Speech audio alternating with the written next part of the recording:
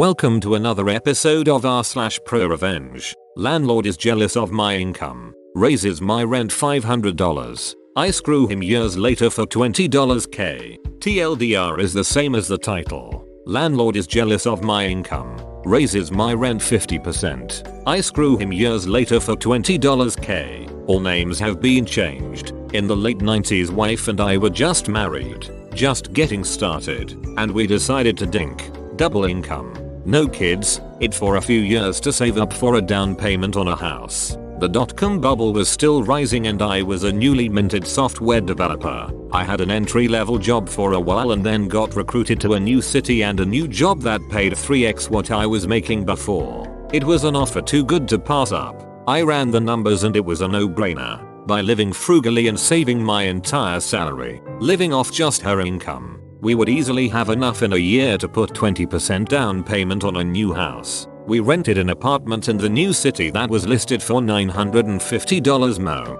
The landlord was a real estate agent who owned a 2-bedroom condo as an investment property. Let's call him Hank Wazowski. Hank was a thin, grey, no-nonsense guy. He was pleasant enough, but perfunctory, dry, and had no sense of humor. He made a point of explaining that under no circumstances was he responsible for maintaining the garbage disposal and that it was not included in the rental agreement and he would not be responsible for fixing it were it to break. Okay. He seemed slightly amused by us, a clueless, young, newlywed couple, but I could tell he wanted to rent us because we were very obviously a safe choice as renters. We filled out the rental agreement and the credit check, and this is where my troubles began. Hank looked hard at the credit application where I listed my job title, software developer, and my income, $75k, for a 23-year-old in his second year out of college. In the late 1990s, this is a small fortune. Throw in my wife's salary and we were over 6 figures in income, renting an apartment far beneath our means. Like I said, dink is the way to go when starting out. I can't believe how much money you make, Hank must have said half a dozen times, muttering under his breath. I explained we were saving to buy a house and that we were only going to stay in the apartment a year. We might stay a few months after the term is over. Would month to month be okay after a year? Hank assured us that would be fine. We saw Hank only once during the year and he again mentioned my salary and how he couldn't believe that's what software developers were making. It was awkward and I gave a vague reply. Anyway, a year later we had found a house to buy, signed all the papers, and were making plans to move. The new house wasn't going to be ready until 2 months after our rental lease was up, so I called Hank to ask if we could, as discussed, simply extend the lease by 2 months before moving out. Hank assured me on the phone it would be no problem and he would send over an extension for us to sign. The extension arrived in the mail and it included a month-to-month clause and a $500 increase in the rent. I flipped out and called him. Hank, why are you increasing the rent over 50%? That's too much. That's more than my new mortgage is going to be. He was super condescending to me. Rocky Moose, it's what the apartment goes for now. I would be losing money by renting it for less. I tried to reason with him but it was very clear he knew we could afford the $500. Had no choice in the matter, and he was going to screw us over as best he could. He got angry with me for arguing my point, and I'll never forget his parting words. You don't have to like it, Rocky Moose. You just have to pay it. My wife and I tried to figure out a way to move out early by putting our furniture in storage for a couple months and crashing with friends. But it just wasn't going to work out. I swallowed my pride and wrote out the check for $1,450 for the extra month. A month later I wrote a similar check, and then we moved out. I made sure the apartment was spotless before moving, but still Hank withheld $300 from our security deposit for bullshit things that were just a way for him to squeeze a few more dollars from the kids who made too much money. $100 for cleaning. Sure, but $300 was obscene. In my mind, he had screwed me over for $1,200 and there was nothing I could do about it. What made this even more infuriating is that I saw the ad Hank put in the paper after we moved out and he listed the apartment for rent at only $150 more than we had been paying originally. Not a grossly inflated $500 increase. And it didn't rent. A month later I saw the same ad and he had lowered the price to $75 more than we had been paying, and I assume it got rented since the ad stopped appearing. Fast forward about 5 years. Life is good, the house is good, we have a baby, and even though the dot-com bubble has burst, I'm still employed. One day, out of the blue, I overhear one of my co-workers, Phil, a senior developer, talking to the guy working the reception desk. "Hey, Mike, I'm expecting someone to drop off some paperwork for me. If a Hank Wazowski asks for me, tell him I'll be right out." I freeze and get a taste of bile in my mouth remembering how I had to write out that name on those checks all those years ago. There's no way it's the same guy, right? I walk over to Phil who is still by the reception desk. "Phil," I say, "how do you know that name?" "Hank Wazowski?" Phil explains that Hank is his real estate agent. "I bought my condo through him several years ago. I'm selling my condo now so I can buy a house. So I'm going to ask him to be my agent again." "Do you know him?" I tell Phil that I used to rent an apartment from Hank and described what he looks like. Phil confirms the description. It's the same guy. Wow, small world, right? And on cue, right then the front door to the office opens and in walks Hank Wazowski. I stare in disbelief. He's carrying a folder of papers and doesn't recognize me. Phil and Hank shake hands and they talk for a few moments. I stand there silently, wondering what to do. Phil finally says, "Hank, this is my friend Rocky Moose. I think you may have already met." "Yes. Hello Hank. Good to see you again. My wife and I were your tenants a few years ago on Street. Remember? The software developer who rented for a year saving to buy a house? Well, this is where I work. Here, with Phil." Hank's eyes indicate he now remembers me, and he's starting to put it all together. We shake hands and he says yes. Of course he remembers and asks how we are doing. "Oh, we're just fine. Thanks for asking." Phil says that you're his real estate agent. Small world, isn't it? Hank nods pleasantly. He still doesn't remember the details of our last conversation. I do some quick math in my head. This is the early mid-2000s. The real estate market is very strong and easy money for any agent. The crash of 2008 is still a few years in the future. I start to think out loud. Selling the condo for around $150 to $200,000. And you're looking at houses in the $500,000 range. So that's $650 to $700,000 in his total transactions. An agent getting 3% on the sale and the purchase is getting around $20K for his trouble. That's a good commission for the agent, isn't it? Hank's eyes flash and I can tell he remembers everything about me now. Phil is surprised at my passive-aggressive tone.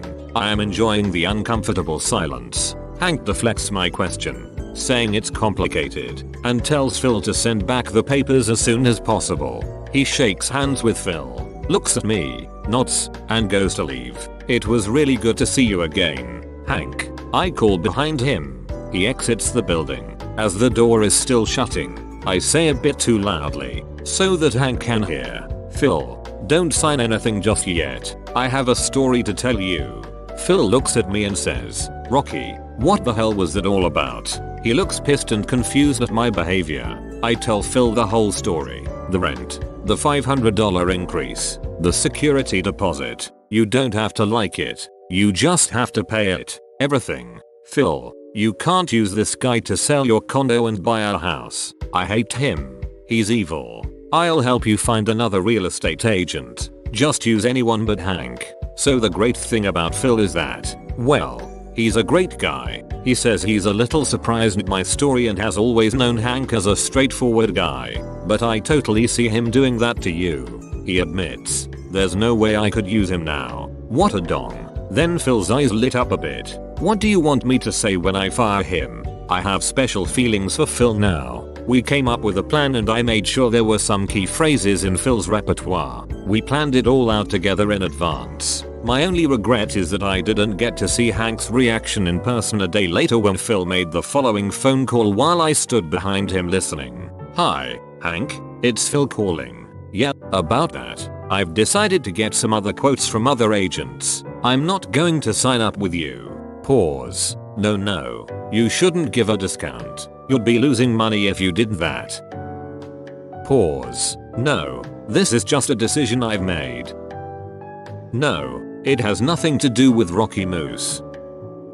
Pause. Well, you don't have to like it, Hank. You just have to accept it. Goodbye. Click. And it was the greatest revenge I could have ever imagined. Through a chance meeting years later, Hank got screwed out of $20,000 in easy commissions. And the best part is Hank absolutely knew it had everything to do with Rocky Moose.